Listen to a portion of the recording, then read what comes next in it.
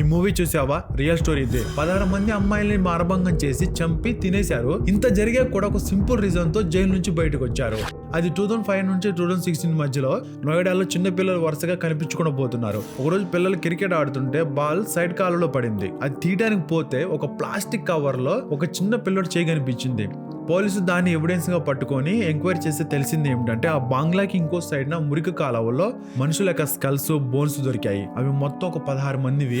ఈ న్యూస్ బయటికి రాగానే అందరు ఇక రోడ్లు ఎక్కారు, క్యాండిల్స్ పట్టుకున్నారు, ధర్నాలు చేశారు, చాలా అడౌట్ చేశారు. ఇక సిబిఐ ఆ బంగ్లా ఓనర్ మునిందర్ ని వాడి సర్వెంట్ ని ఇద్దరిని అరెస్ట్ చేశారు. ఎంక్వైరీ చేయగా 16 మందిని మునిందర్ అత్యాచారం చేసి చంపేసేవాడంట.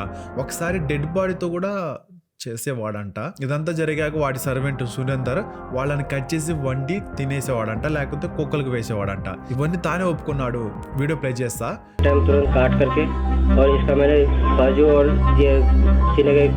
ఈ సాక్ష్యాలన్నింటిని కలిపి కోర్టు మరణశిక్ష విధించింది వాళ్ళని.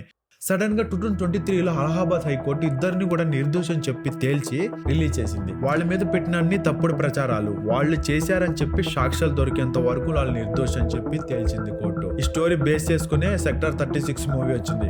సరే వాళ్ళు చేయలేదు అనుకుందాం, కానీ ఆ 16 మందిని చంపి తిన్నది ఎవరు? ఇప్పుడు ఇంకోటి ఏంటంటే వాళ్ళు బయట ఉన్నారు, మన చుట్టూనే తిరుగుతున్నారు. జాగ్రత్త.